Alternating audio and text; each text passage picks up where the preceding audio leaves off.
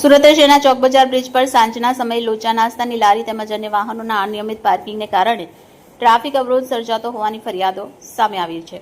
રાહદારીઓ દ્વારા મોકલાયેલા વિડીયોમાં બ્રિજ પર મોટી સંખ્યામાં બાઇકો પાર્ક કરાયેલી જોવા મળે છે, જેના કારણે વાહન ચાલકો અને રાહદારીઓને અવરજવરમાં મુશ્કેલીનો સામનો કરવો પડતો હોવાનું જણાઈ રહ્યું છે. સ્થાનિકોના જણાવ્યા મુજબ બ્રિજ પર લોકો નાસ્તો કરવા માટે વાહન ગમે ત્યાં પાર્ક કરી દેતા હોવાથી માર્ગ સાંકડો થઈ જાય છે અને ટ્રાફિકની ગતિ ધીમી પડી જાય છે. ખાસ કરીને સાંજના વ્યસ્ત સમયમાં અકસ્માતની શક્યતા પણ વધી જાય છે. બ્રિજ જેવા જાહેર માર્ગો પર ટ્રાફિકના નિયમોનું પાલન થાય અને વાહનોનું યોગ્ય પાર્કિંગ કરવામાં આવે તે જરૂરી છે.